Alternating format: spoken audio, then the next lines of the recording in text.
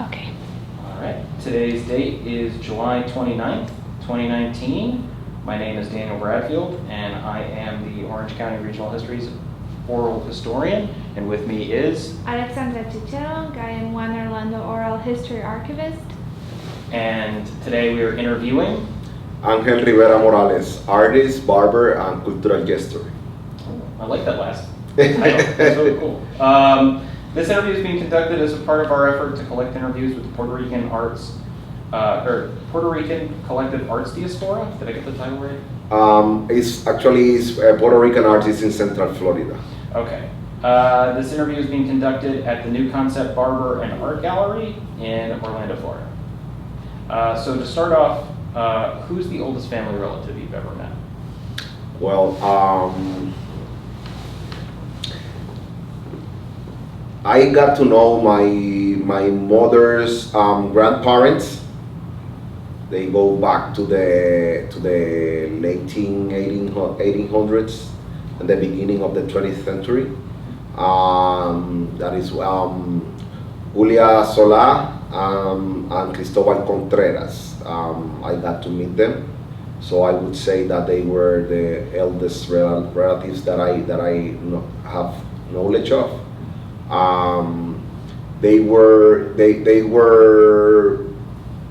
They descended from Spaniards and Indians mostly, and my grandmother, that is my mother's mom, is Angela Contreras, and she was married to a descendant of slaves.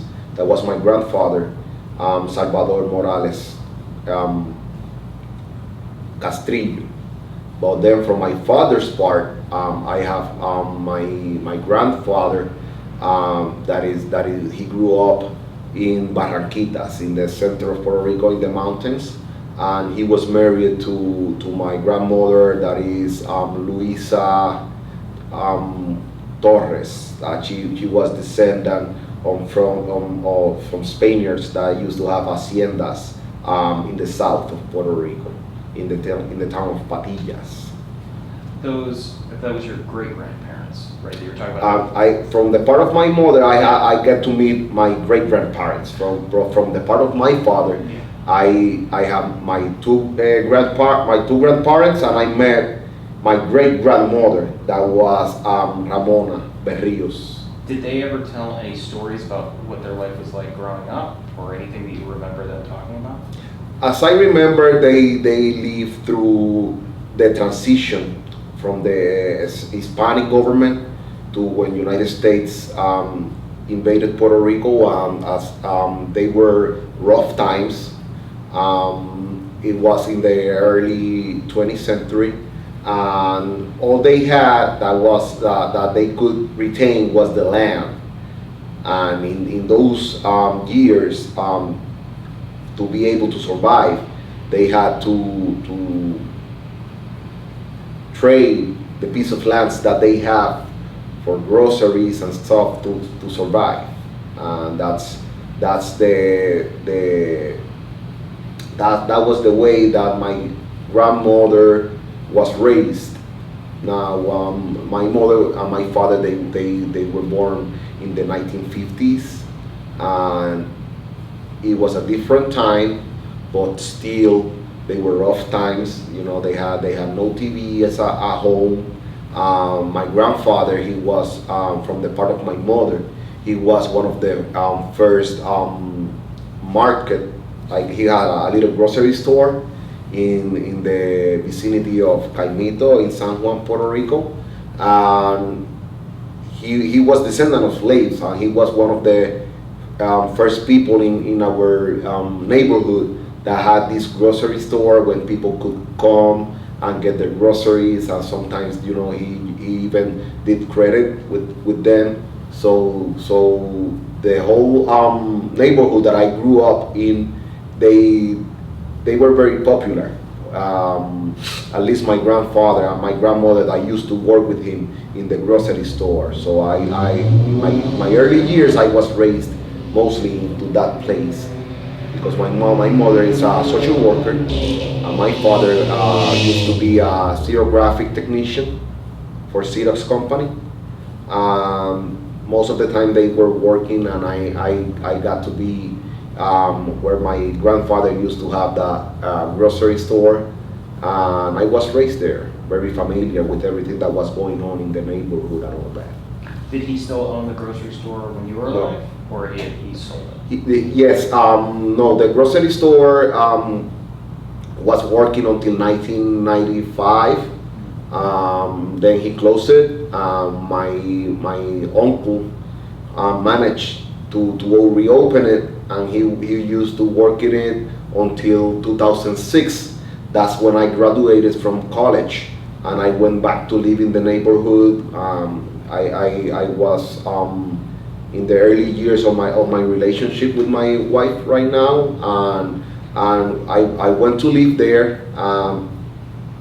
What they used to be the grocery store in the first level of the place, and then I started my barbershop in the same place where used to be the grocery store, and I had my art studio there. So that was my place to develop for 6 years, from 2006 to 2012, before I moved here to Orlando, Florida. So going back a little bit, do you talked about what your parents did for a living. Growing up, is your family religious? Oh yes, oh yes. We were mostly related to the Episcopal Church. So how were you guys doing activities and stuff with them during the week? I mean, did you just go to church? How would you spend your free time as a family? Well, yes, on Sundays we used to go to the church mostly during my early years, and then we traveled to different places in the island. Those were very nice years to be a kid. There was they were the 80s, and there's a lot of memories related to that. We used to see all the movies that were coming out by that time, and we went out to play in the woods or sports, and I was really in touch with everything that was going on around, and yes, as a family, we did a lot of, memorable things together. Do you have a favorite sport? Well, I used to play basketball Oh. when I was a teenager. Yes. So how did you get interested in art? Well, since I was a kid, I used to draw. I started drawing Disney cartoons or comics or those were times that where the comic strips were very popular. So we used to have them, collect them. So I started drawing like that, and then they came the graffiti period, where everybody was doing graffiti. So I started doing graffiti, and that's until my 12, 13 years old. I was a lot into drawing. Then I stopped. I went more outside. I was always on the street or playing basketball. But then I went back to drawing when I was 18 years old, and I had the opportunity to get enrolled in the University of Puerto Rico. I decided to study art. I should have asked this earlier. When were you born? I was born in 1981. All right. So you go to college, you start studying art. What do you do? Are you working at the time you were going to school? Yes, I started working as a barber when I was 15 years old. I used to work in my parents' home for a while, and then I went to work in a barbershop in Rio Piedras. That is it's a town where the university is located. And since I come from a neighborhood that is closer to the mountains and stuff, everybody has to go to Rio Piedras or San Juan because there is more resources there. So I used to go to Rio Piedras to do my high school, but then I dropped off from high school and I started working in a barbershop in Rivera. I was there for a year, and then I started studying at college in the University of Puerto Rico. Meanwhile, in my free time, I kept working as a barber, always. I never stopped. Did you have to do any certifications or anything to be a barber? Yes, you have to have a license. Okay. Yes. What does like the licensure entail? It's like that one that you see there. Oh, but I mean like work experience. What do you have to do? Oh, you have to go take a course for a year, do some theory and practice. Most of it I did it in the barber shops. That's where you learn most. Working with older barbers, learning from them. So I would say that mostly my experience was developed like that. Why did you start working as a barber? Did you have an interest in it? Was it something you Well, I liked? remember that by that time period, being a barber was very popular because the reggae music was developing and everybody wanted to be in shape. So most kids my age, they tried to do barbering at some point. For me, it came just natural. I think one of my great grandfathers was a barber, and then when my grandfather used to have the grocery store, he used to rent a space for a barber shop there. So when I was a kid, I used to see them working, and it came really natural. With that like family business, did you do any work for that business when you were staying with your I grandparents? used to work in the grocery store when I was a kid in my free time or before I went to school. So yes, I was always involved into that kind of business where you have to deal with people and all that. Yes. What kind of stuff would you do for it? Field like the corn for the people that have chickens and all that, or the ice bags, or just rearrange the stuff in the grocery store, or at some point helping with dealing with customers. Yes, I remember I did all that. When I was a kid, I used to go with my grandfather to deliver some goods to neighbors and all that, so I still have those memories. Any memorable stories or anything from the grocery store or your years in Puerto Rico you want to share? Well, I always remember that people there were like family, that there is a relationship between all the neighbors. Everybody takes care of each other. When somebody dies or someone is suffering, everybody suffers with them. When something bad happens in the neighborhood, you can feel the atmosphere. It's like it's a humble neighborhood, but everybody lives very in touch with each other. It was really nice to have that experience because that teaches you a lot about how to see yourself as a part of society. There's a lot of stories that I could recall, but I would need a lot of time to to be able to share them. We can take your time if there's anything that you want to share. Yes. Well, I can say that my grandfather, he had a reputation of being he was a special character. People remember him because he didn't let he would argue with people like if they tried to come and be smart, too smart with him, like to be slick.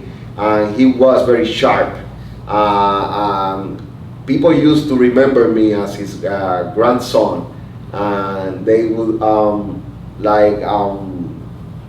identify like, oh, you were the grandson of. They would call him Salvita, and they said you're the grandson of Salvita, and they would tell me stories about things that he did in the grocery store. Like for example, he used to sponsor one of the baseball teams in the area, and they always came back saying that they win the game, and he will give them free beer and stuff. And he was surprised because they always win, until he asked somebody and said, no, they never win. And he went to see one of the games, and he was cursing all the way around.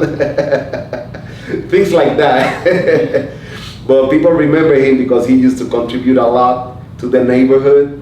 And when I was growing, I remember a lot from his character and how he was. And when I was in the same position that he was, then I understood why he was like that. You know, sometimes you have to be sharp, because if not, you know, you're gonna be regretting it.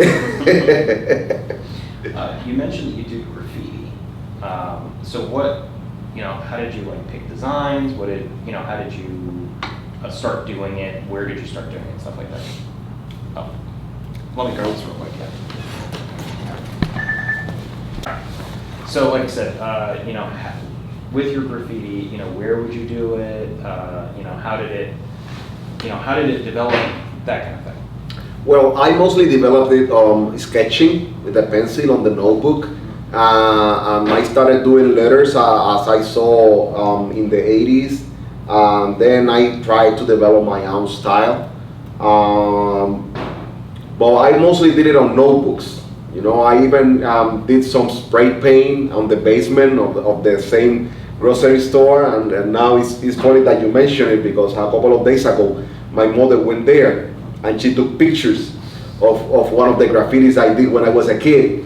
And she sent it to me over the phone, and she said, "Look, it's still here," So that was nice, but I cannot say that I was developed as a urban artist like most do, because when I did it for a while, but then I left it. I didn't do that much until I went to University of Puerto Rico, and when I started studying art, I went right into drawing more academic, and then I started as a painter, also more academic, and then I went straight into abstract painting, and that's the thing that I've been doing for like almost 20 years. Okay. All right, I think that's a good place to pause to eat. Then. Yep. Just go with that. Hey. Okay. All right, so we were talking about your professional life in Puerto Rico. So being a full-time barber and still doing your art, how did you kind of manage those two, basically full-time jobs? Yes, well, when I was in Puerto Rico, as a barbershop, you have the particularity that some days are slower than others. Like, for example, Tuesdays and Wednesdays, there's not that many customers that come to you those days. So when I was there, that I managed to have my barbershop and the studio in the same place. You just had to go through a door, and there was the studio. So I in my free time, I could go there and keep doing my artworks and stuff. And then when a customer came in, I just washed my hands and came back to do the haircut.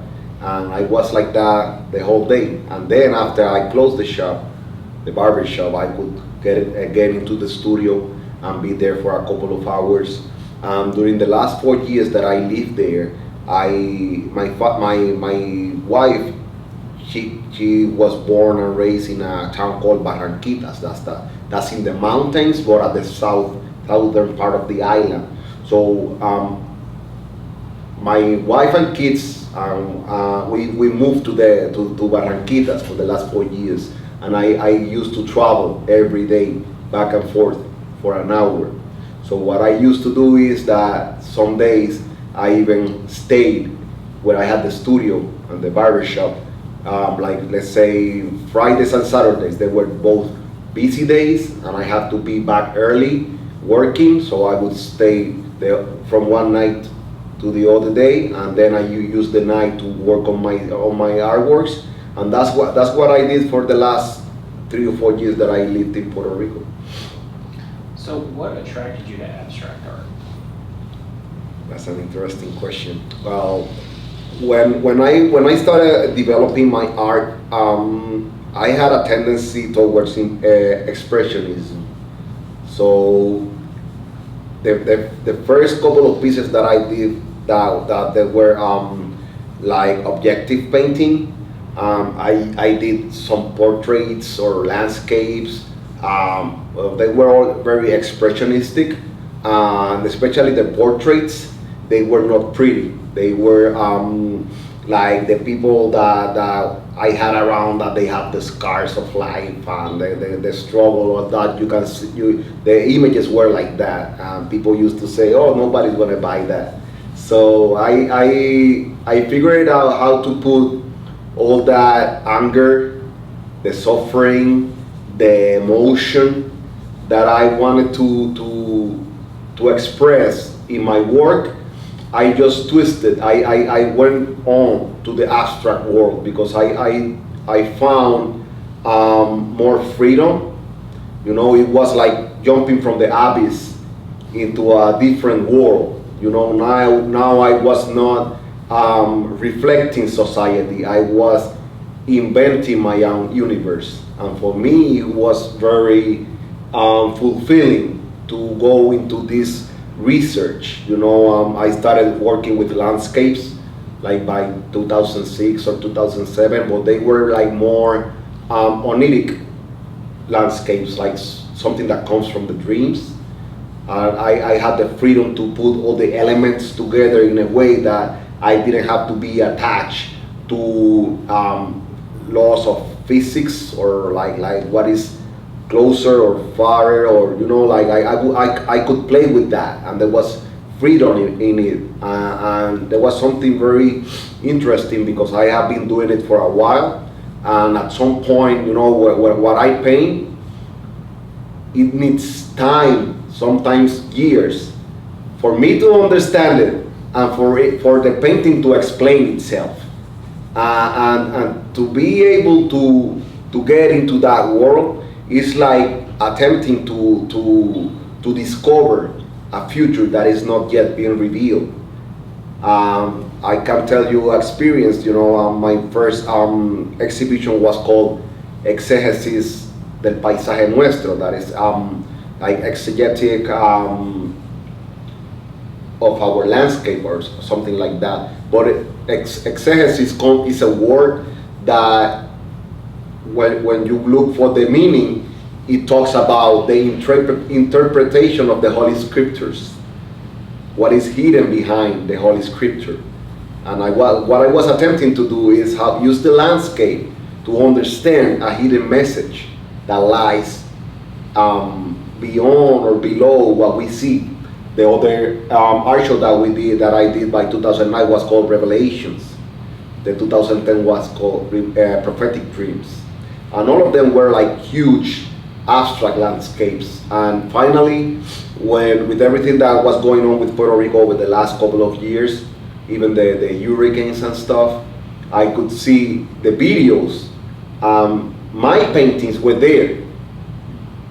You know, it was a huge impact on me that I didn't want to do nothing. You know, most artists, they started working around the topic of the hurricane and the devastation and stuff, but I didn't want to. You know, it was, for me, it was like I was so shocked that happened, and the relationship that it had with my work that I have been doing for the last couple of years, that it was hard for me to overcome that feeling. You know, so, but at the same time, that kind of work expresses like whatever what I want to say, I can use color and freedom of forms, and I let it there for everybody to see and interpret it the way they want it.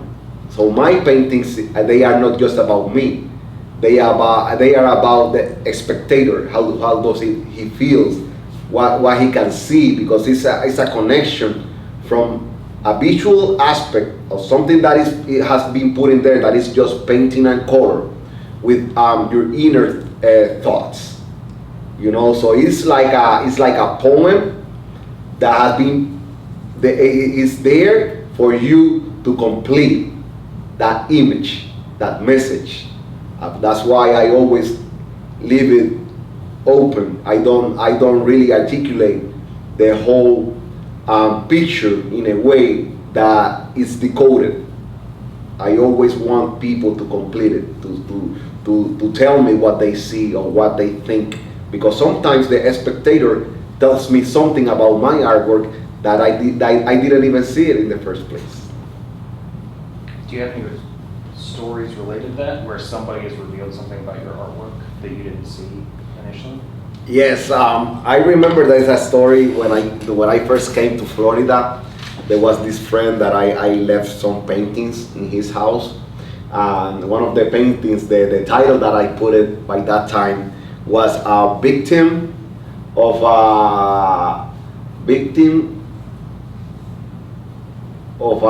a brief romance. A couple of years later, I came back to Florida, and he showed me the painting broken, and he explained me that he had left his family to go living with this lady, and then there was an argument and stuff, and she just got the painting and she ripped it apart. So the title "Victim of a Brief Romance" just came together like that. Things like that happen all the time. So you mentioned that you moved with your family to like a more mountainous part of Puerto Rico. Why did you guys decide to move? Well, the place that I was raised in, where my grandfather used to have the grocery store, even though it's a beautiful place, it's really close to the metropolitan area, and we are very we are very exposed to all things in society, crime, drugs. So I was raised there, and I could manage to survive. But at the same time that I loved that place, I wanted a more peaceful environment for my kids. And my wife, she was more comfortable there. She has all her family there. For that, so even for me, it was easier, to come work, being in touch with my place, but at the same time have some place where I can just go away for a while and take a break. So that's why we decided to move to the mountains, and then I would travel back and forth. When you how did your kind of family life change when you guys moved to the mountains? Like, what did you start doing in your spare time and stuff with the kids? Well, during the weekends mostly, we had the time to go around more more into the forest, the rivers. I got more in touch with her family. It was a different way of life, Not that in the neighborhood that I grew up was that different, it was not that different, but it's beautiful. It's beautiful up there, and it's a whole natural environment, that has its own beauty. And for me as an artist, it was, it was really fulfilling. I would go to the backyard of my mother-in-law and just with a machete to clean the place, and there was a beautiful mountain landscape that I used to sit down in the afternoon and just watch it until the sunlight came down, and then I would go home, and the breeze is way colder there. It's a different style of living.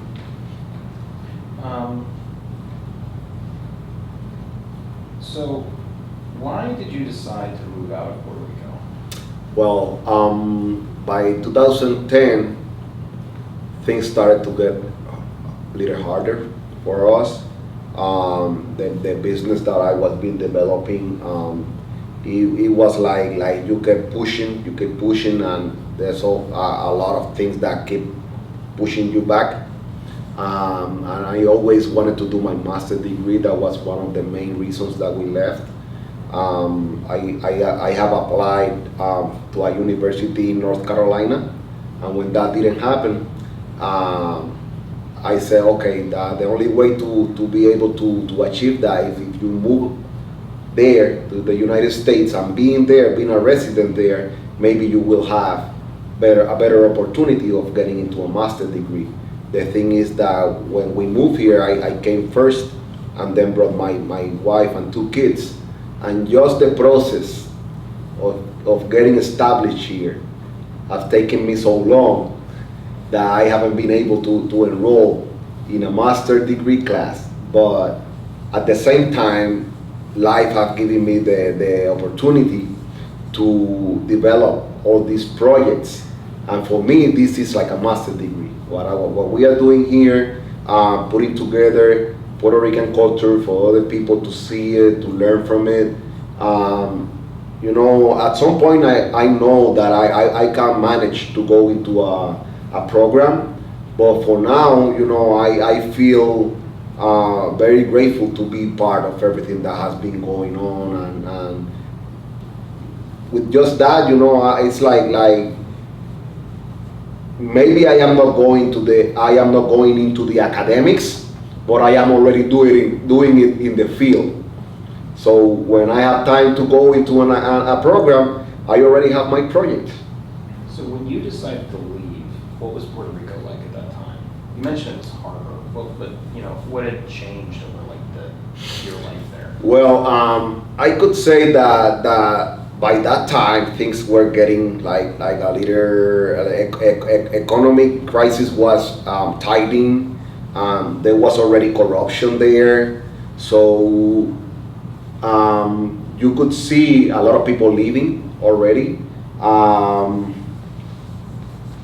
You could see other people struggling and working hard and still being in the same place for years and years. And for me, you know, I was only 30 years old. My kids were just like 3 to 5 years old. So I told myself, this is the time to leave. If you don't do it now, you're not going to be able to do it. So Puerto Rico was not that different from what we see today. The only difference is that after I came, people kept coming to the United States and the island. The population decreased a lot, and then when Maria struck, then there was a lot of changes there. You know, people worked hard to help each other, but after a year, they feel that nothing is changing, and the collective feeling is like we are stuck in the same, you know, in the same situation. That now has, I would say, like a catalytic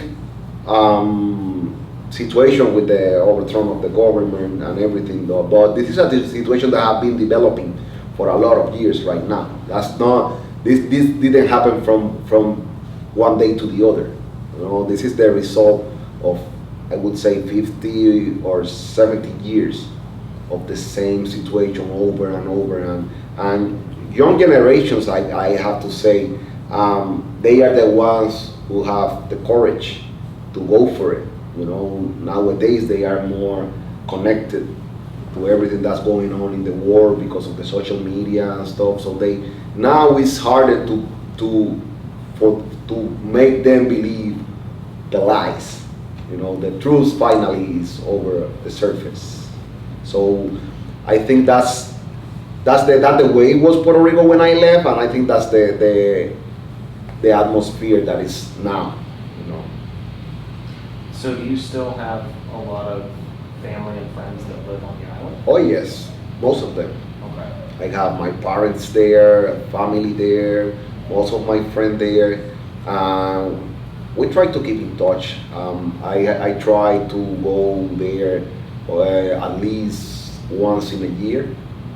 And whenever I go, you know, I feel back at home. I want to stay. You know, it's hard because you know, yeah, that you are achieving certain stuff here for the future. But when you see yourself in the future, you always dream of going back and establish there. And you know, my kids, they grow up so fast, and you always wonder, you know, if they would be, well, every summer they go there and they spend the 2 months. Oh, good. Yes, there. And when they have to come back, they sad, and it's like you never know where life is going to take you. But I am also really grateful that what this city, Orlando and Central Florida, has offered to us. I have to say that it hasn't been easy, but it's been a place where we have had the opportunity to come and settle down and develop and achieve important things. So have you, when you arrived here, did you, you know, did you join any like Puerto Rican organizations or find any like local groups or anything? Puerto Rican? Well, when I got here, yes, I became part of the organization that we formerly had. That was Puerto Rican Arts Diaspora of Orlando, but that was something that we created. But before that, I saw that there were other organizations. I have to say that I participated in some of the events. As an artist, I was looking for something else. I was more trying to get my artwork, the artwork of my colleagues, to places like museums, galleries, and I saw that most of the organizations or events that were being developed, they were being done outdoors and were like one-day events. And the way that I learned in the process of being an artist is that art needs time to be appreciated. For someone to look at a work of art and being able to understand it, it needs time.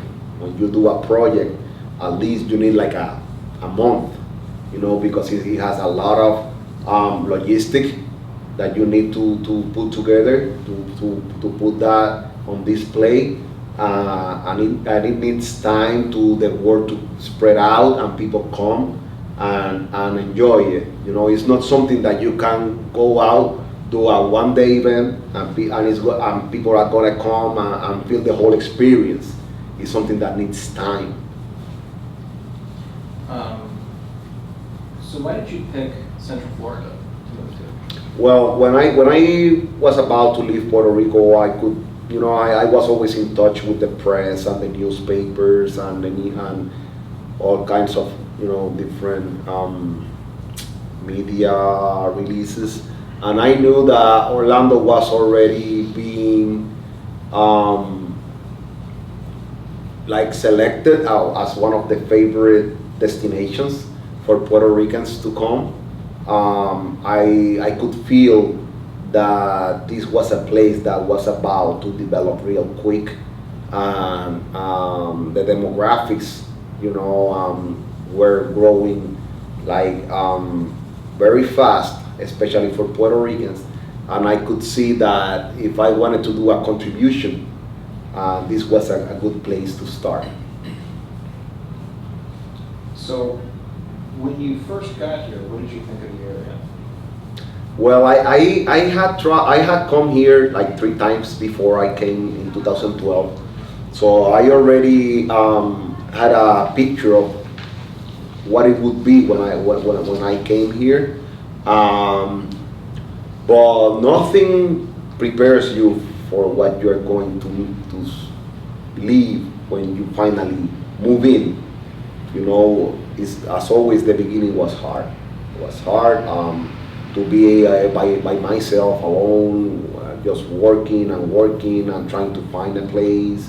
All the doubts or the worries about if it was possible to do it, having my family away, the process of bringing them here, and then the process of them to adapt to the place. They were rough times, but at the same time, there are really good memories that I have from that time.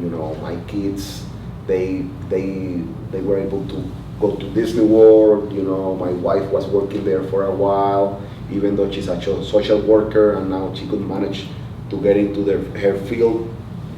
But the whole experience as a family, was a test, and at the same time, helped us to overcome a lot of situations that made us stronger.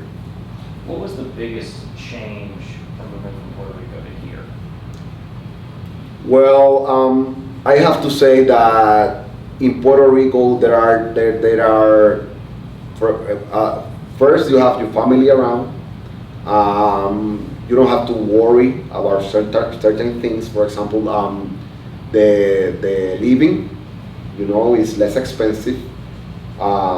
If like a house, you can rent it for $400, $500 for a month, and food, you have it around you. Even when you're in the place you live, there are plantains, everything. You can just grab it and make your food.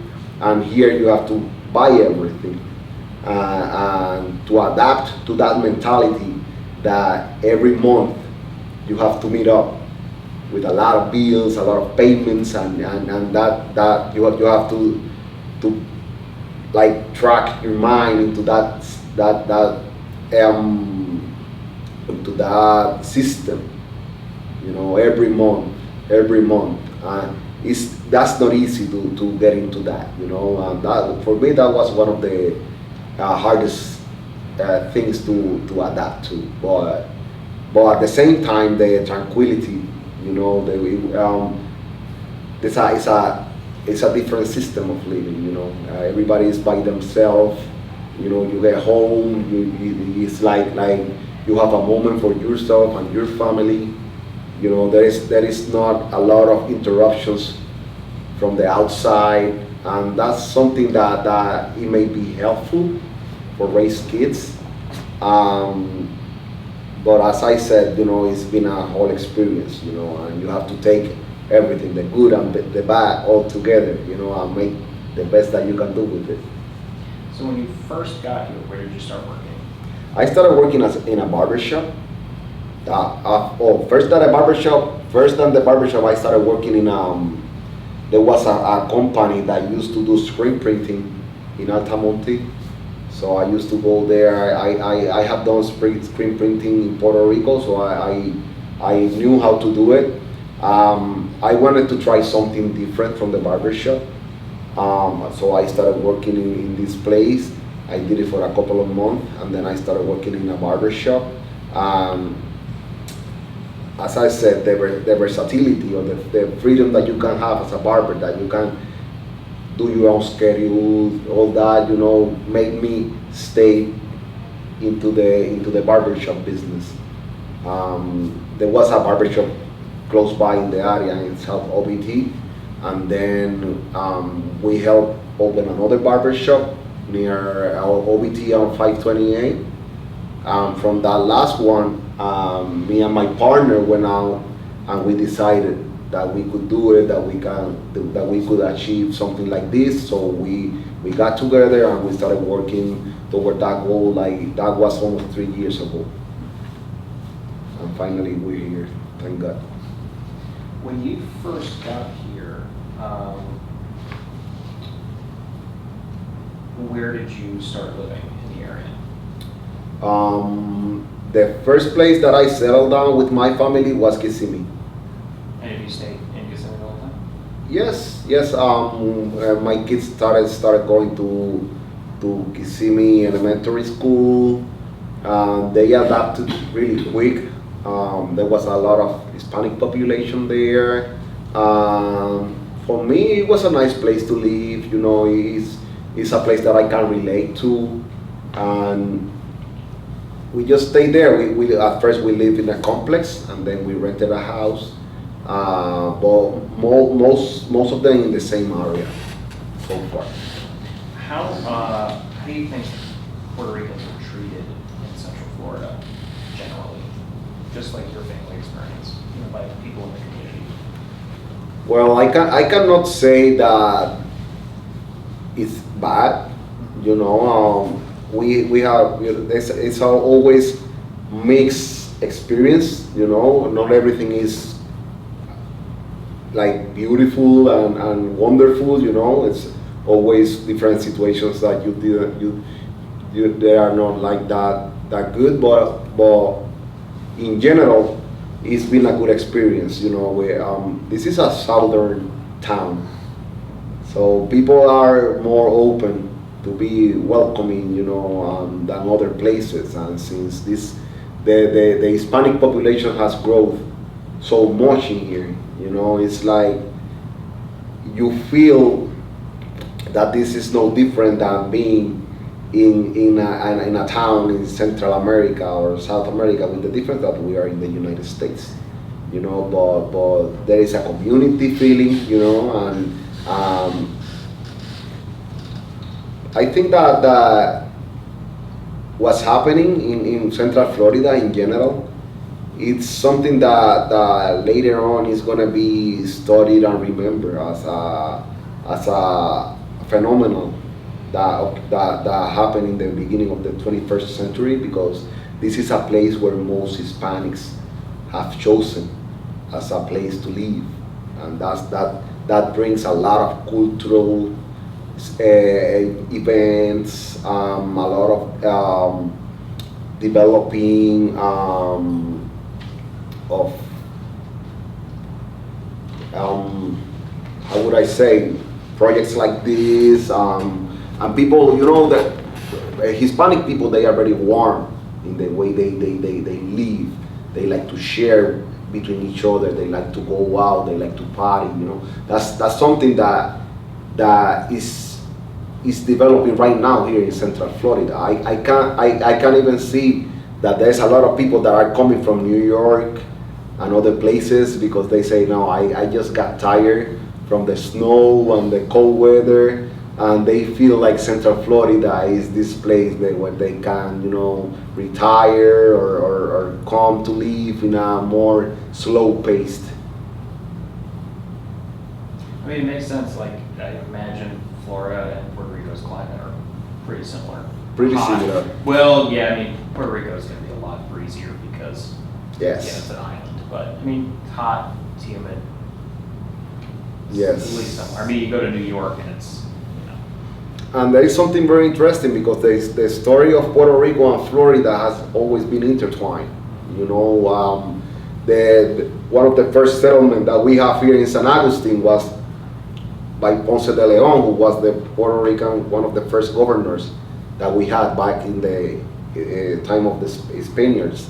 So, and even before that, you know, as we were talking about a little bit ago, a while ago, that's in Puerto Rico, some of the Indians that used to live there came from Florida. Mm-hmm. So there's always been that kind of relationship between the island and the Caribbean and Florida. I think it's all part of the same, you know, ecosystem. So we talked about how you managed to keep painting while working full-time as a barber in Puerto Rico. So how did you do it when you moved to the U.S.? Well, it's a little harder. Yeah, I have to sometimes I have to struggle just to find some time to do my artwork. Sometimes I do it during the night. Sometimes on Mondays, that is my free day from the barbershop. But I also have to manage to find that time apart from the time that I have as a barber and the time that I put into with this kind of projects that I do. So now I'm my family, so it's like it's always something going on. I don't know how I do it. Mm-hmm. Honestly. Sounds like a lot to balance. Yes. So we talked a little bit about the idea for the shop that we're currently in. And you mentioned that in your previous shop in Puerto Rico, you had a studio attached. Did you display artwork in your previous barbershop, or is this like a first for you? Yes, I did, but it was mostly my work. Okay. You know, I had the studio. I just bring out the painting from the studio and put it on the wall so people could see them. But I didn't do events like this place. The thing in here was like, as I couldn't find a place where I can do projects display them, like there was not a place that I could find that I thought that fit the needs of the artist. That's why I said, okay, what if instead of asking for spaces or museums or galleries, what if we have an alternative space so we can develop the projects and at least put them together and bring them to the public, and then after that we can take them somewhere else. It's like a laboratory, you know. And my partner here was eager to go after that go with me, and he trusts me in that way, so I have to be really grateful for that. What I didn't expect was that the place was going to be a key space for so many artists, you know, because the same way I was feeling, then other artists come from Puerto Rico, they don't know where to start. Other local artists that have been living here for more time, they are already like wanting something else from what they have found in the area. And it's been amazing how every day I have people that call, that they come here, most of them artists, and they want to participate or have their work on display. I have to say that sometimes, you know, the galleries, they want to charge the artists just to put the artwork on display.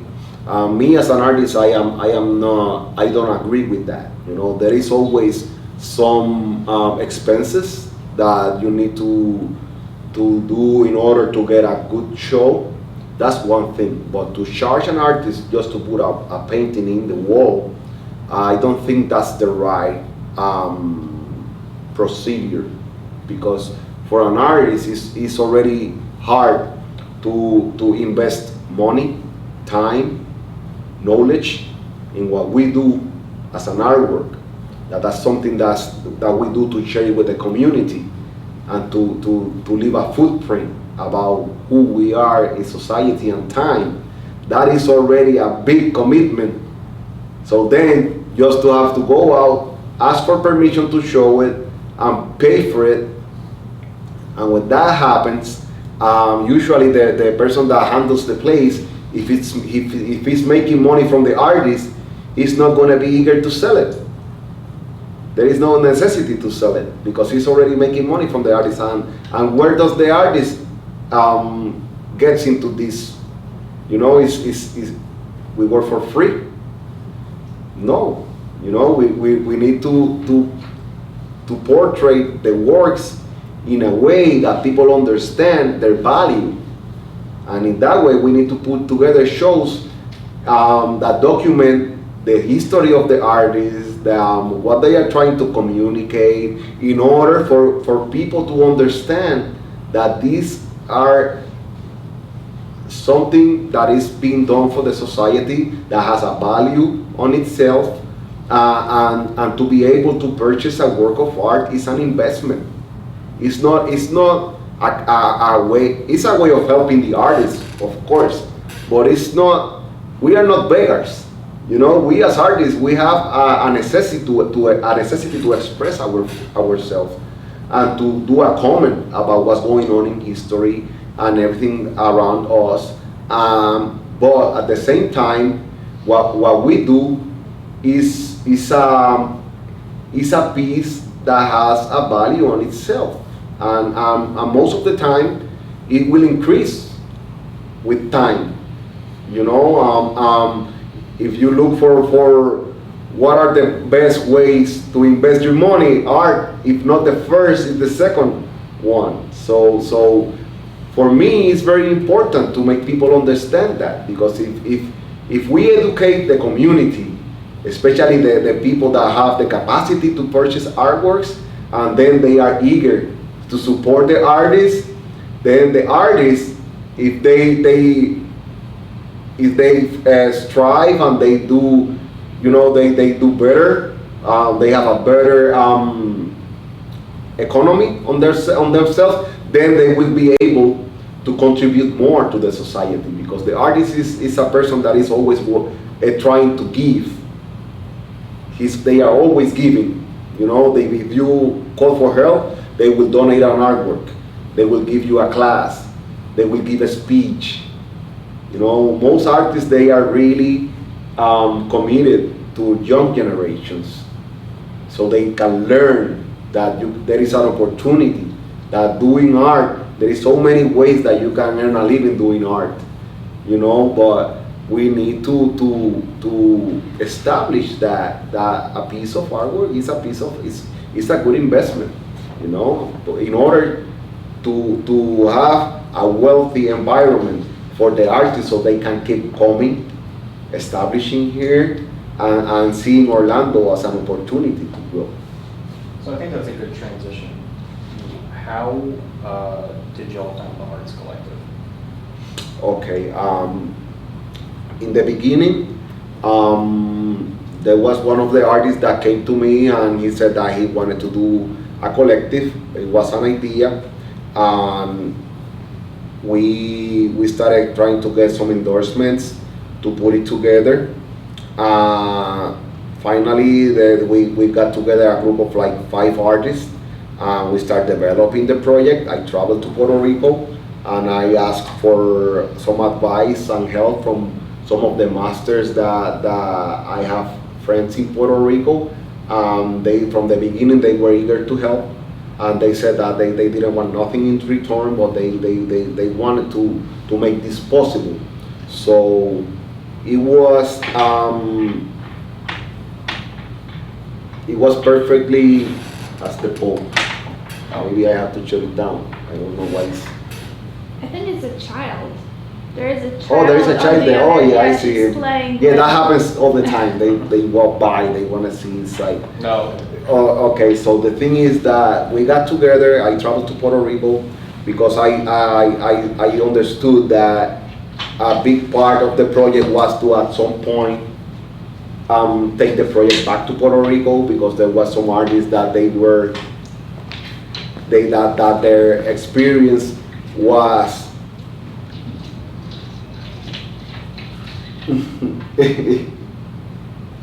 okay, so they were artists like Mr. Jose Feliciano, that they were born or they were raised in the United States, and they haven't had the opportunity to go and show their work in Puerto Rico, so they could know about them. So I traveled there to ask for an exhibition at Museum of the Americas, and after my trip there, I came back and we kept doing some meetings about how we were going to develop it. At some point, we decided to take it to what they call a 501c3, a non-profit organization, in order to get more sponsorship, and with the goal of growing to at some point have a Puerto Rican museum. But I have to say, that to keep that going on is not really easy, especially between artists, because artists, they all of them, they have different ways of thinking and approaches, and at some point it was harder to keep it together as an organization, so we had to decide to close it in order to keep the collective show moving on, because it was a more dynamic way, so we can focus only on the show, that it was the important part, and leave the organization part for after, if it happens, because to grow you have to start from the ground, and if you have not accomplished the first level of your goal, you cannot look to the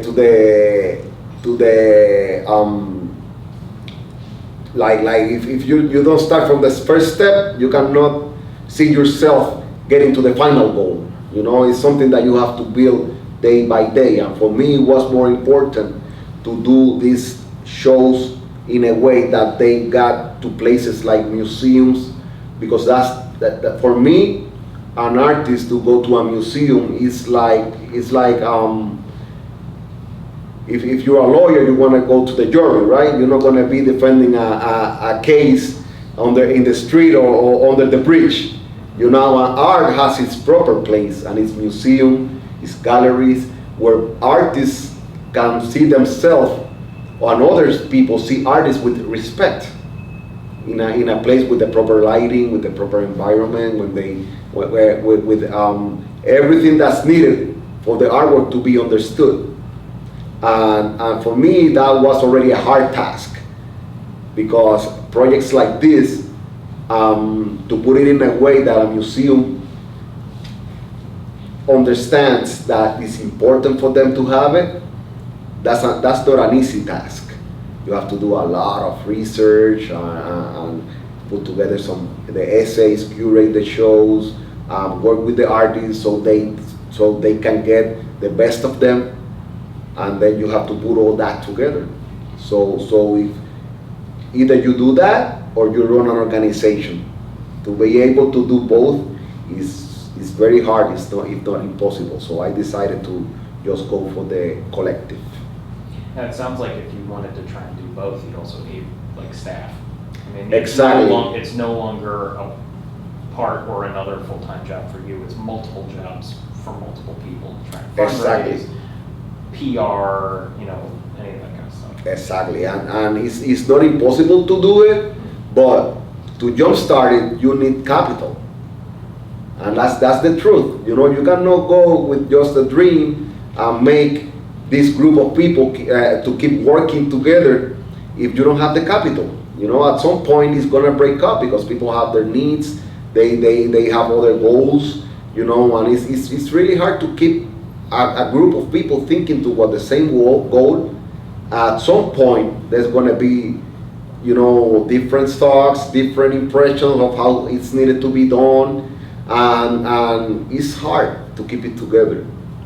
So for me, it was a solution to turn it into a dynamic project that nobody has to be 100% committed. It's something that okay, if we go to do one show, well, let's talk about it, how we're gonna do it, who can do what for the show, and let's focus on that, and then after that we focus on the other one. It's easier that way than to try to put a whole organization to work together. In order to do that, you need capital, and with culture, you know that right now the funding is not in the best time, you know. So how do you find members for the collective? Well, what I really do is, first of all, I believe in gravity. You know, I tend to think as the collective like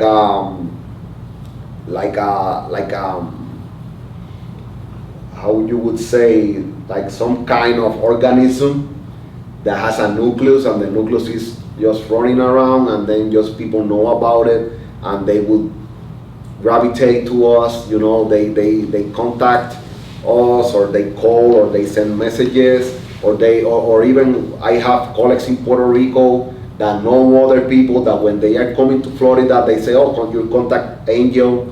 Or here, like it happened with Mr. Tirrado, that somebody came to me and talked to me about him. So what I always do is, at least for the big collective, is that I always take a priority in achievement, curriculum. You know, what is the contribution of the artist, what is his career, how serious is his work, and what is the importance of what he's been doing for other people to know about it. Okay, there are different levels. You know, we have artists that they are masters, like you could say that they are like living legends, like Mr. Jose Feliciano, and then you have other artists that are mid-career artists that they keep developing, but they are really good artists, and they need projects like this to put their curriculums in a better situation, so their artwork gets to be known and respected and all that. And then there are the emerging artists. And for the emerging artists, it's very important to develop projects for them. Like they are able to participate and grow and feel part of something else. But it's important that they understand that in order to achieve a master level, you have to walk that path. You have you have to put that seed on the ground. It's not like you started today and tomorrow you're a rocket star in the world of art. You have this is a long paced run. This is not like something for yes, you start running now and you just got there and you won the first prize. It's something that needs to be developed, that needs to be it's a process of learning. Even artists that they are 80 years old, they will tell you, I didn't stop learning. I am still learning. I will keep learning until I die, and that's the way I feel it. That's the way I see it. You have young talents that they are really amazing, but it's important that they understand that this is gonna take time. You can be working non-stop in 30, 40 years, and maybe nothing happens, and that's okay. You know why? Because it's not about success. It's not about money. It's not about being in a magazine. It's not being in a cover for a newspaper. Success is what you achieve when you contribute to society, or what you do for yourself, for your life, developing your artwork, your thoughts. Success. It has a lot of faces, different faces, and it's not the same for everybody. Sometimes you have a very wealthy person, and he's not successful at all. He doesn't feel like that. So as an artist, success is to be able to communicate, to be understood, to be remembered. Like this guy here, Mr. Tirrado, he was a professor. He left Puerto Rico. He traveled to Connecticut. He did a lot of teaching there. He did a lot of murals. He may not. Maybe he wasn't able to sell his artworks the way he wanted, but he was successful because he's remembered. He's remembered by a whole community that respected him. So for me, that's success, and it's important for young people to understand that. So could you talk a little bit about how you got the Tirrado? Yes, Valentin Tirrado. Mr. Tirrado's collection? Yes. As I told you, we was working for a collective that was called La Diaspora, and we showed that show was in different places, like a gallery in downtown Orlando City Hall, Ocala Museum, Chicago National Museum of Puerto Rican Arts. So the show was well known, and it attracted a lot of visitors over the different places that we went. And in one of those shows, Mr. Tirrado's son, Felipe Andiarena, he went to see the show, and he learned about who we were and everything. So after that, a couple of months later, when we opened this place, the alternative space new concept, he came to me, and he talked to me about his father, and he showed me some small pictures about the artworks of his father, and he brought that painting, the bicycle painting, with him, and we displayed it for a while when the business opened. I had it here, but I didn't know about the whole story of his father. But at the end of 2018, Mr. Felipe contacted me again. He went there to Connecticut where the artworks were storage, and he brought a little painting of a slave, and the certificate of graduation from School of Fine Arts in San Juan, Puerto Rico. So when I saw that, and I saw the little painting, and I saw other pictures that he took in the basement where the artworks were storage, I got really worried that these artworks needed to be removed from the place they were, because they were in danger of suffering some damage. So I told him that I was willing to do the trip and recover the artworks. I set up a budget, and Mr. Felipe agreed. So in January 1st, 2019, I just got into my SUV and drove 19 hours to Willimantic, Connecticut. So when I got there, I had information that Mr. Tirrado had done some murals in schools and public places. So I took the time to go there and document all the places that he did public art. And in one of those places, I had the opportunity or the blessing to meet Katina Caban Owen, that was a social worker in the schools there, and she was a personal friend of Mr. Tirrado. So she invited me to her home. We document some artworks of Mr. Tirrado there, and she took me to the other places around the town to see the other artworks. And after that, I went to another town called Newington, Connecticut, where Felipe's sister lives, and in the basement there was like the whole life of Mr. Tirrado. He was there for a couple of years after he passed away. So we went there. We packed everything,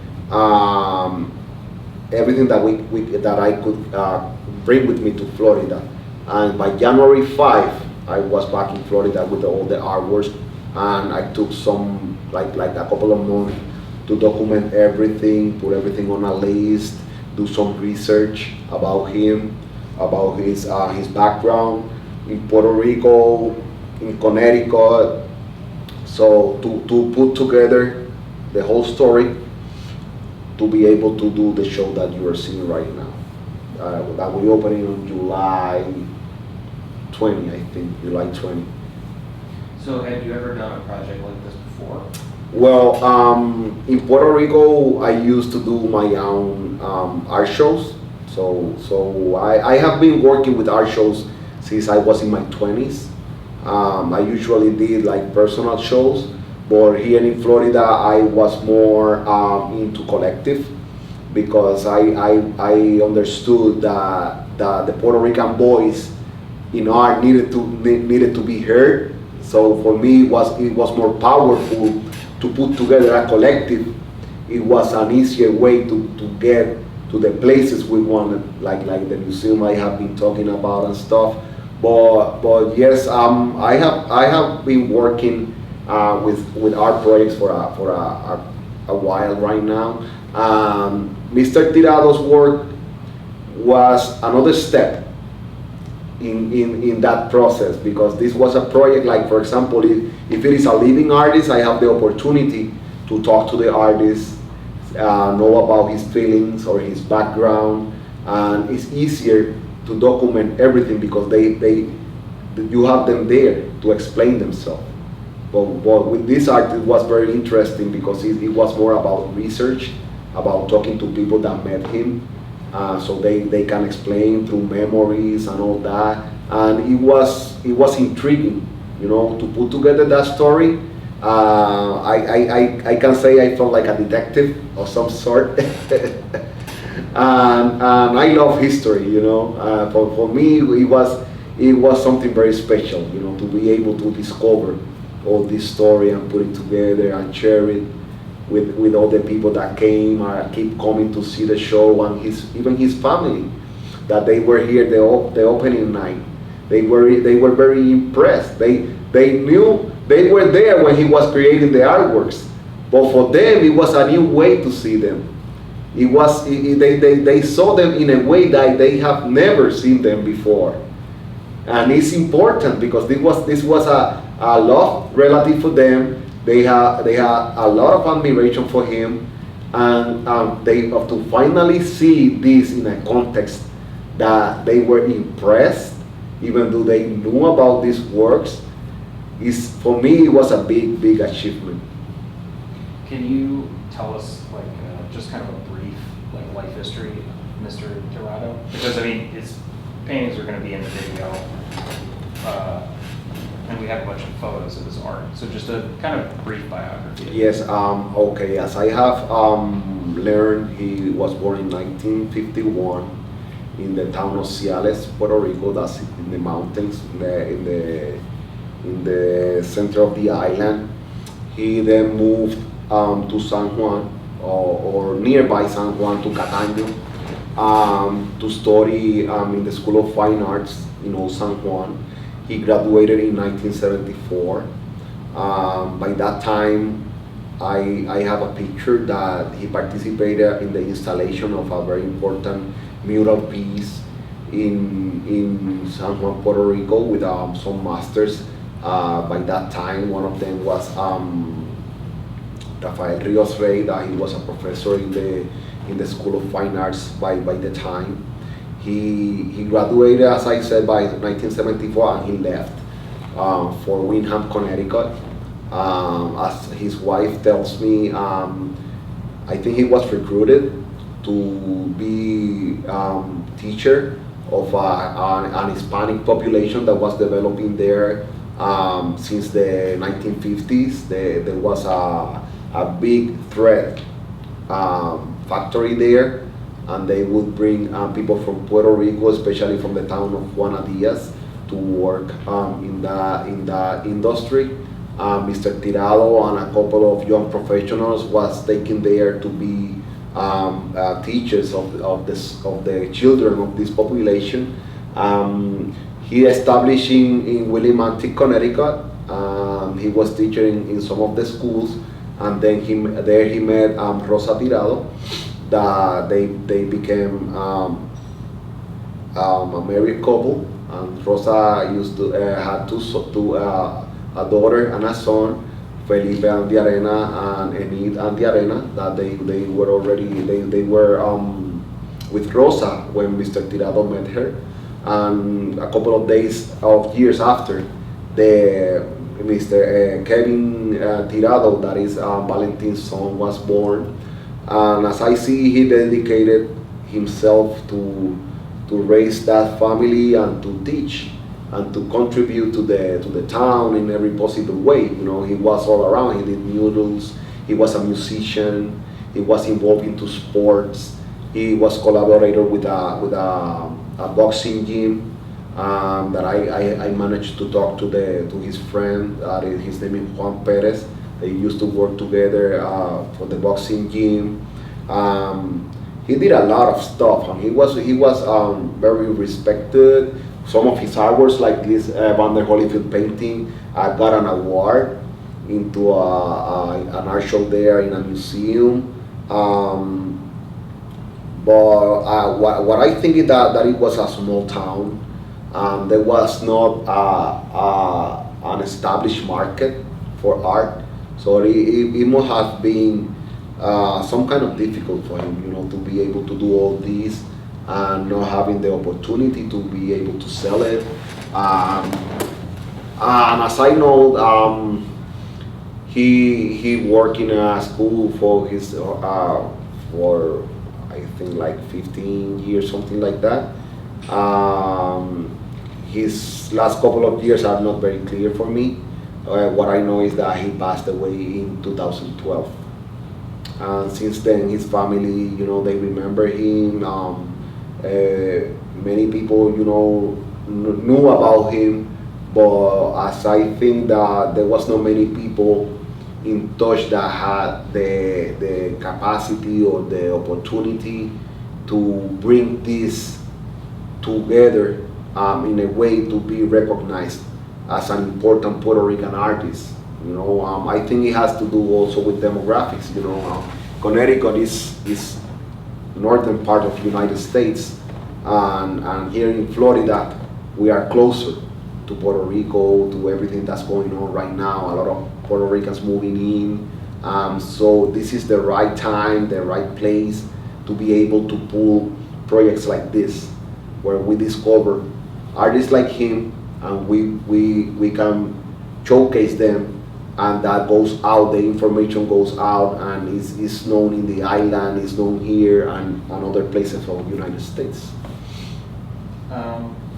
Going back to you personally, so what is your painting process? All right. I paint mostly drive by intuition.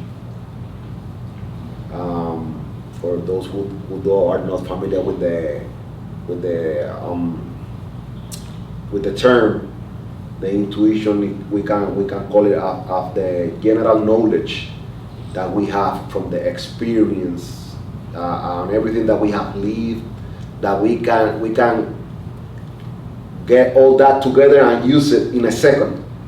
You know, when you live by intuition, you guide yourself with everything that you have learned, and you put it in practice in the actuality, in now. And that's the way I paint. You know, when I start working with my painting, I just try to put myself in blank, and I just start working. I don't do previous sketches. I just start doing brush strokes and guiding myself with, I can put like a background music, and like the expression is, abstract expression is mostly they used to do. The thing is that over the process you start discovering yourself, what are your inner preoccupations or thoughts or feelings. You can take them out in the activity of painting, and then you can do a reflection or an introspection of what you're doing. It's like a dialogue between you and the image that you are creating, and it takes like days or even months for it to take shape, and you take it to a level that it fulfills you. You feel like you have accomplished something, and you can say, okay, this is a finished work, even though there is nothing finished at all. You know, maybe a couple of years later you can go over it and work on it again. You know, it's a process of dialogue between life, intellect, feeling, society. It's like putting everything together. It's like extracting energy from the environment and using yourself as a tool to recreate it. You know, and that's why sometimes in my paintings I could see like chaotic things or landscape being created or images like they come from the dreams, but it's all that, you know. It's the subconscious at the same time working with the experience, and it's like you put everything together and you just let it go, set it free. So do you have any like memorable stories of like painting a piece that you'd like to share? Anything that comes to mind? Okay, let me see.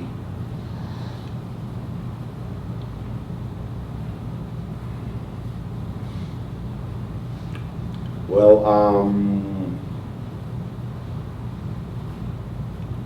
as I was telling you a while ago, I think one of the most impressive situations that had happened to me with my artwork, it was that I have been working with abstract landscape for a couple of years already,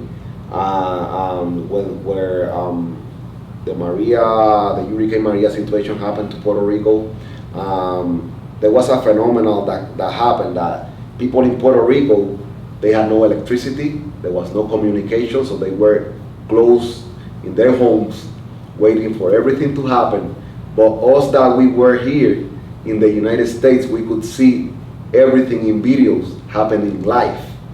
So it was a traumatic experience, because it was like you were seeing it like front row, everything that was going on.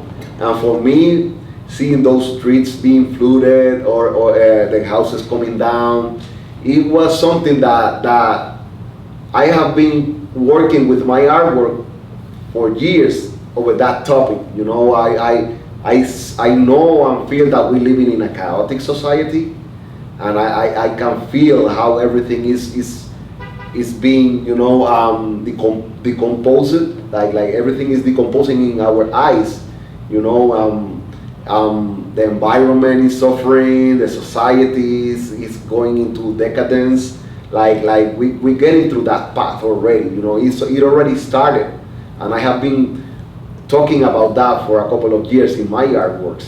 And then to see it happening to my people, in front of my eyes. Dude, that was really traumatic, and at the same time, it was a big revelation for me. Like we as an artist, we have the capacity to feel, to get in touch with the environment, with everything that is going on, and we have the responsibility to communicate that message so other people see this and understand the reality that we live in. And for me, that was one of the most striking stories that I have with my art. And also, I have to say that I have been I have been blessed with situations that I am going through some kind of harshness in my life, or some certain situations that sometimes I feel I will not be able to overcome. Suddenly, something happens, and somebody reaches to me and purchases some artworks, and I am back on track. So that's one of the biggest affirmations that I have, that I have chosen the right path, being an artist, because it's like God is always there. He's watching you, even though you don't feel Him around, but the time when you need Him, you need things most, He's already there. And it's like it's some kind of I would say some subliminal or sublime way of salvation that goes on, and it's like, it's an affirmation that you have to keep pushing. You cannot just let everything goes by, or not doing nothing. No, you have to keep pushing, keep that good faith in everything, because some way or the other is going to come back to you, like karma. So talking about Maria, how did the hurricane affect you and your family and friends on the island? Well, thank God I didn't suffer more family casualties, but yes, I have some big personal losses that in one way or the other they are attached to the situation that happened. It was a big learning process, not only for me and my relatives, if not for every Puerto Rican. I want to talk about the positive way that it affected, because suddenly most people understood that if we don't help each other, nobody's going to come to help. And it was a big revelation of how strong we can be when we work together. I felt very proud to see how people in the island, they struggled, but they overcame that situation, and they were happy in this. Meanwhile, this was happening. There was a big disaster that just happened, but they were able to step up and keep living and keep enjoying the life and help each other. One of the trips that I did to Puerto Rico after the hurricane, I have a friend that we grew up together, and he just told me like man, I have to say, after the hurricane passed and everybody went out, and it was beautiful. He said it was beautiful to see, we people that they didn't used to talk to each other, suddenly they started talking to each other. They put everything on the side, and they just worked together to put everything back on track. So it was a big learning experience for everybody. Like this thing that is happening right now with the government, like is very. It's amazing to see how in difficult situations humans have the capacity to get together and become a stronger force when they decide to do it. And there is much more creative power when everybody is working together than when you try to achieve things only by yourself. And that has to do a lot with the collective that we are trying to put together. You know, it's the same premise, it's the same way of thinking that you can achieve more when you work together. And that's a big example. So how did you deal with the hurricane hitting the island and not being there? Do you know, help friends or family or anything? It was very,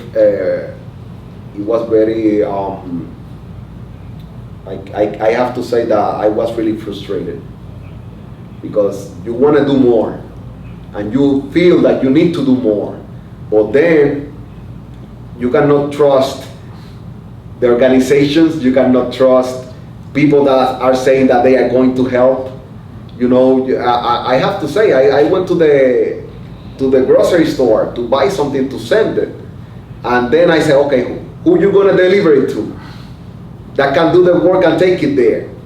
And then you sometimes, you know, we live here, we live in a pace that, as I said before, you live month by month, so you don't have the extra capital to go and put your part, you know. So for us, the only thing that we could do is we did an art show here that was called Policronistas, and there was an organization in Puerto Rico that is called Asociación de Artistas Plásticos de Puerto Rico, Puerto Rican Association of Puerto Rican of Artists. What we did is that we did a show here. We asked for a donation of the participating artists, $25. We just to be sure that the money was gonna go where it was supposed to.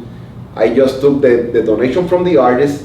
We did a check, like it was 30 artists. That's the number. This is the amount of money, and then we send the check to the Association of Artists to be delivered to the artists that lost their studios or whatever. We were able to do that. Other than that, you know, I think that we have been more helpful being here for the people that come. That's another way to help. You know, it's not only about going there. Like we knew that there was a lot of people that were about to come here. And me as a barber, you know, I am always in touch with the community. People come here, people that have come from Puerto Rico, the families that came from Puerto Rico, they don't know where to start. And then you have the opportunity to at least tell them something, you know, give them some advice. We have a barber here that came after the hurricane and now works with us. So it's not about doing big stuff for everybody to see. It's about doing your small part. If everybody does his small part, we can work and achieve, you know, bigger goals together. So how, kind of similarly, did you have any friends or family that were involved in the most recent protest movement in Puerto Rico? I have a lot of friends, especially artists. Artists, they are always in touch with everything that was going on. And another thing is that something very peculiar about what just happened in Puerto Rico is that the movement in the streets was big, and it was what achieved what happened. But also the movement in the social media, all the information coming out, all the images, the music, everything that I think that at some point everybody that wanted to contribute with the situation did it. It doesn't matter if they were there or they were here in the United States, because I can recall the night that he was resigning, those minutes that were the people were there waiting for the message, and there was a lot of cameras taking what was going on there, and we knew that the nights before the police was putting pepper spray on the streets and all that. By that couple of minutes, I can tell you that thousands and thousands of Puerto Ricans that are outside of Puerto Rico, they were live, seeing that, waiting what was going to happen. Most of us were willing to take a plane and go there if it was necessary, and that consciousness, that collective consciousness that was going on by that time is a way of making things happen. Yes, I have friends and families that participated in the manifestations or the protests that happened in Puerto Rico, but I also have a lot of people that I know that they were eager to contribute to the same situation that happened in so many ways, and I think that's one of the biggest achievements that this was. Other than it was a really huge movement in the island, but it also was a huge social media campaign all over the world. So moving locally, how did you first hear about the Pulse shooting? I was at home the day I woke up, and I realized that just happened. A tragedy like that, especially when you have kids and you know that at some point they are going to be in those environments. Because I was there a couple of years ago, it scares you a lot. It's really moving, and it's sometimes you don't even know where does all that hate come from, or who's the one who is pushing it. Because we as artists, we are very romantic, and we like to wonder about conspiracy theories and all that. I think that we have always that kind of of impulse, to go into that direction. But more than that, is I was amazed to see that when you try to target a population, how that population is able to get out and show no fear.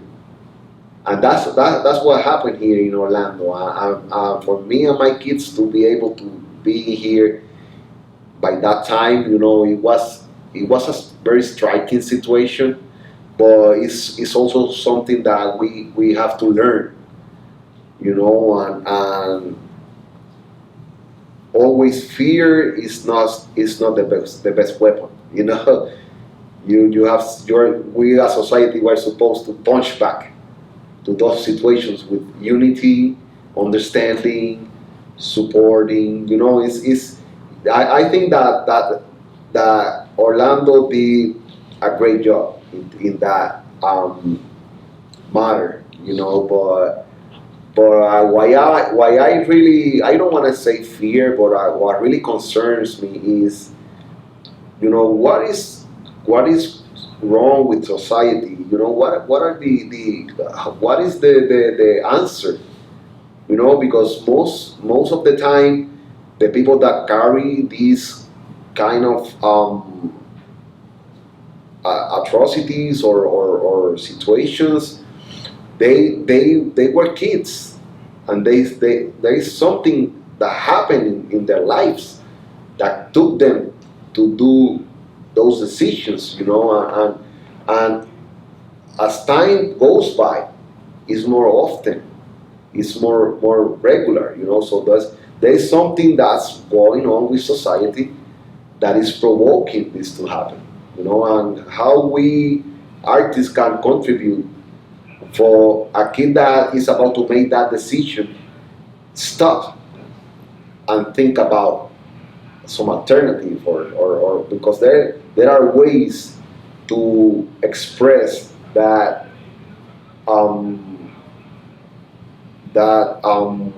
how you would say, to express those hard feelings, without having to harm nobody. There is always a way to work with that, but also the the system has to do a little bit more to be able to check those kids, what happening with them at home, um, what happens in the school. What is the best way to approach them, to put them into something that gets them to be a productive part of society instead of being put it away, because before they carry these things, they feel that they out of the system, that they are no longer part of society, that they don't have a space, and that I think that's where everything starts. Because then, when you feel left out, you feel the necessity to make justice, and sometimes the way to do it is not the right answer.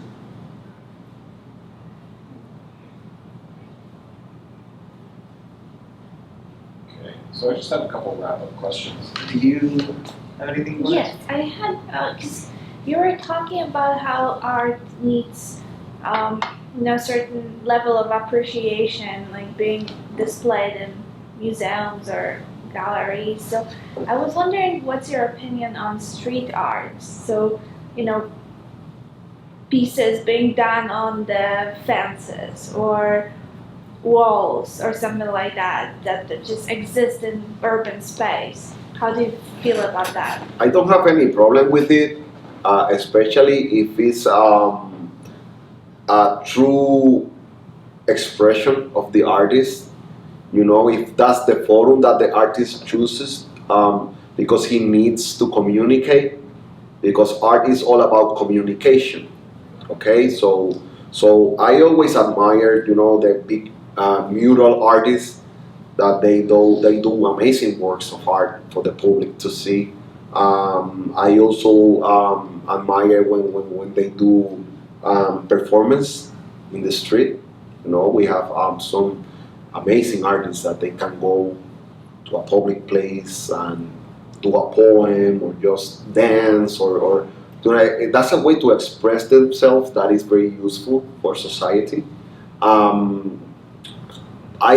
think that it has to do a lot with the intention. That I support that. I feel that that's a good way to express.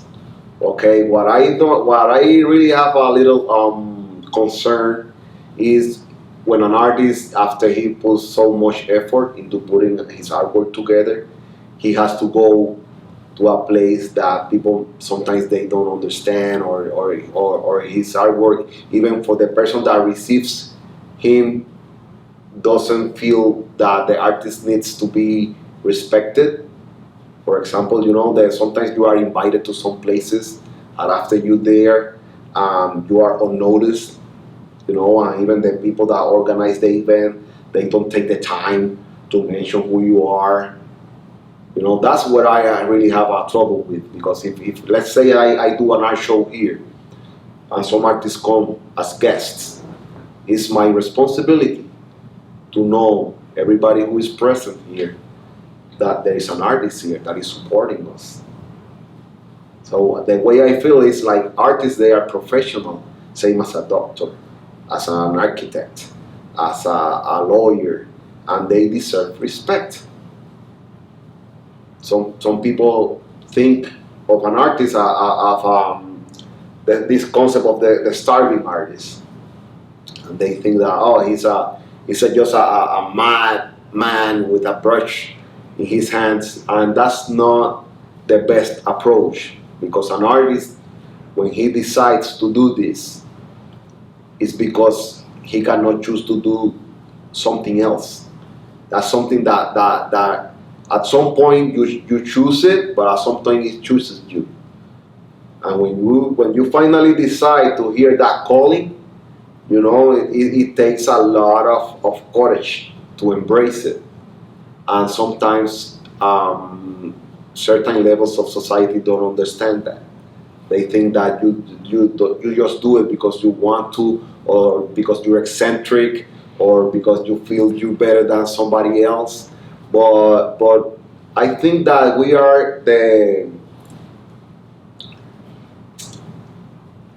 like society, we are those nerves, you know, that we are there taking all that vibrations, you know, and we have them, and we just change them, and we take them out as an expression, you know. But we are like the blood of the society, you know. We art and culture is the blood of the people, you know. And when the society is no longer here, all the people are going to learn what happened here through art.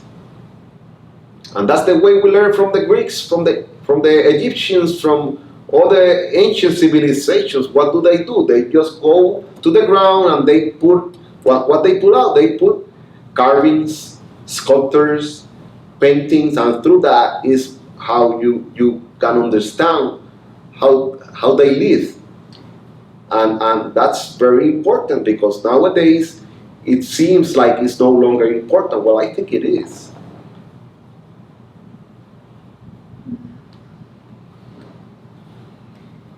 I had a question about are there any specifically Puerto Rican festivals or celebrations that are celebrated in Puerto Rico but are not celebrated or are celebrated in a different way in here? Like, is there anything in particular that you miss about Puerto Rican culture, like, let's say, social culture? Of course. Here, Of course. what would that be? It's like you go to Puerto Rico and you grab a mango from a tree. It's gonna taste certain way. And you get that mango, you bring it here, it's not gonna taste the same. Okay, so it's important that we preserve our culture here. You know, that we remember special events, special occasions, that we try to recreate all that here. But if you want to feel the real deal, you have to go there. So what would be the examples of those festivals or special days that you For celebrate example, over there but not here? Here we have La Calle de San Sebastián. They do it once in a year in January, and now they are doing it here in Orlando. Every year it's more crowded. Every year it gets better. But in Puerto Rico, it has been done for the last, I don't know, maybe 70, 80 years. I don't know. It's been a long time that they've been doing it, maybe even more, because that's a derivative of other festivities that used to be done in Puerto Rico. So all that history is there. When you go there, you can feel it, and then you are in the place where it happened. So you have all that charge in the environment. You know, you have the people that have been doing it for last 50, 60 years. They still there, some of them. You have the art that have been done through the last couple of years. You have it's so different, because it's like I said, you know, it's where the real deal happens. So here we have a recreation of it. And that's important, because that makes people that don't know about it want to know about it, and then they will travel there, and then they will have their own experience about that. But it's important that we are doing it here, but it's also important to let people know that if you want to feel the real deal, you have to go there. So I know you mentioned that you had an art piece that made you think about Hurricane Maria. Have you ever done anything, directly in response to like national events? Like, did you make any art after Pulse or anything after any of these kind of events? Well, after Maria, I just had, I just could manage to put together one piece, and it was not a painting, and it was sent to Puerto Rico to be part of an art show in the Museum of the America that was called Catharsis. And it was a hand that when I moved to Florida here, I went to buy some bunk beds for my kids, And suddenly my little son, he was like 3 years old. He came to me in the house that where we were with two Hulk hands like this, and it was so funny. And we just kept those Hulk hands for a couple of years, and then after the hurricane, I was at the studio, and I see this hand standing like this. I said I have to do something with that, and I started wondering what can I do? What can I do? So I grab a sponge, and I just cut it into the shape of the island, and I just managed to put the sponge through I did a hole in the fist, and I went with the sponge through it, and it looked like the punch the punch was just crushing that shape of the island. And over that I did some cement and clay and all that, and I built some texture over it, and I did a piece that it was that human hand looking like it was helping the island, but in reality it was crushing it. And that piece I sent it to Puerto Rico and was part of an exhibition.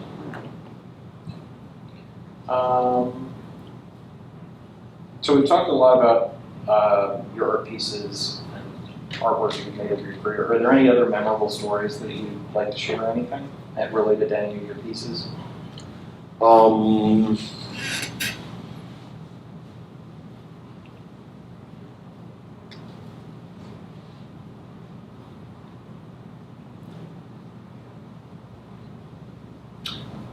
Yes, there was another piece that I did after the hurricane that was then a couple of months after it, and I think it was the only piece that I did during that year.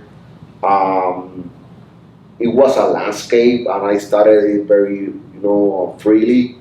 And at some point, I turned it around, and there was like this creature, like howling or screaming, and all around there was like everything coming down, and I call it destierro or exile.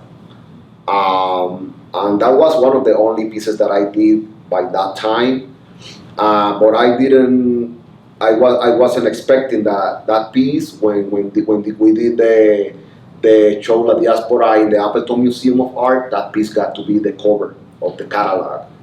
And it was the first piece that you saw when you came to the museum. So there is something to do with some pieces that you do as an artist, that they just come together easily, and they are memorable.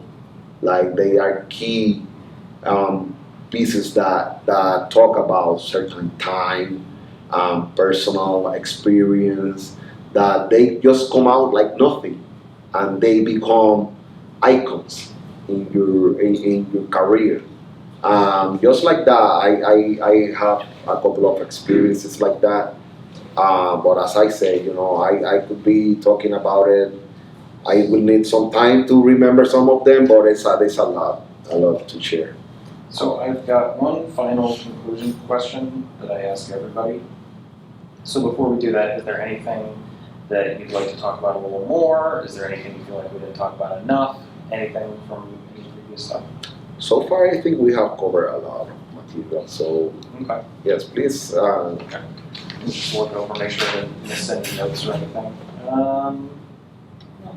Okay.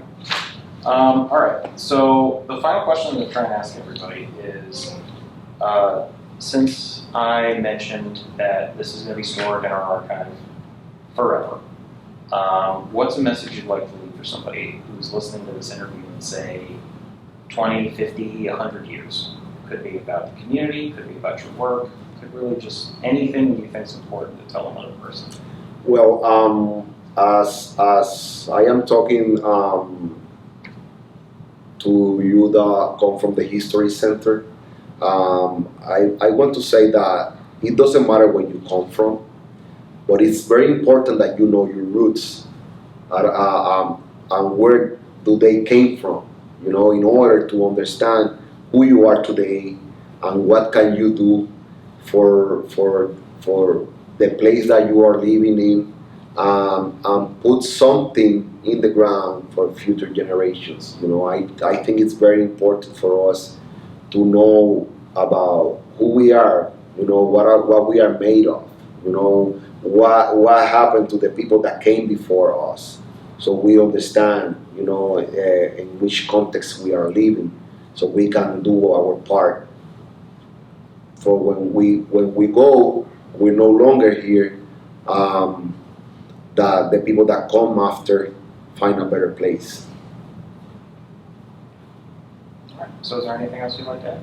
You good? I think we're pretty good. Okay. Anything else? Okay. Thank you. Thank you so much. Okay. That was great.